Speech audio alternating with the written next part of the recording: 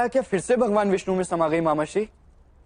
नहीं पुत्र अभिमन्यु, भगवान विष्णु की योग माया संसार में धर्म स्थापना के लिए सदा ही प्रकट होती रहती है। कभी शक्ति के रूप, कभी भक्ति के रूप में, तो कभी व्यक्ति के रूप में। अपने जन्म के साथ ही इस प्रकार का अद्भुत चमत्कार कैसे गया मामाश्री? पुत्र सुतसोम, मनुष्य के रूप में जन्म लेने वाला व्यक्ति चमत्कार नहीं कर सकता। जो स्त्री के गर्भ से उत्पन्न होता है वो मिट्टी के बने इस शरीर के नियमों से बंधा होता है। उस पर जन्म, वृद्धत्व, रोग और मृत्यु, इन चारों का परिणाम निश्चित होता है। किंतु चमत्कार तो हुआ था ना मामाश्री? अवश्य हुआ था पुत्र शतानिक, किंतु वो चमत्कार ईश्वर ने किया था।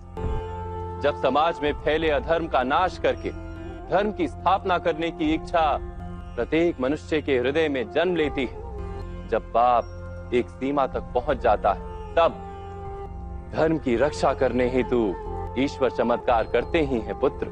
धर्म की स्थापना हेतु मनुष्य जब अपना स्वार्थ, अपना मोह, इन दोनों का त्याग करके बलिदान के लिए सज हो जाता है, तब सारी सृष्टि चमत्कारों से भर जाती है। मेरी माता देवकी और माता यशोदा के बलिदानों के कारण ही उस कारागार में चमत्कार हुआ था वंश। यही सृष्टि का संतुलन है। किंतु ईश्वर चमत्कार तभी करते जब समाज में चारों ओर अधर्म फैला हो, फिर भी मनुष्य के हृदय में धर्म का वास। मनुष्य संघर्ष करने से कभी भयभीत ना। जब जब पाप के सामने मनुष्य अपनी शक्ति की आखिरी बूंद तक युद्ध करता है, तब उसकी रक्षा के लिए ईश्वर चमत्कार करते ही हैं वत। उस द्यूत सभा में भी पांडवों के साथ अनेक अन्याय हुए, किंतु इन्होंने धर्म का साथ नहीं छोड़ा। इतने इतने अपमान, पीड़ा और दमन तुम्हारी माता ने पराजय को स्वीकार नहीं किया, इसीलिए ईश्वर ने चमत्कार किया वत्स।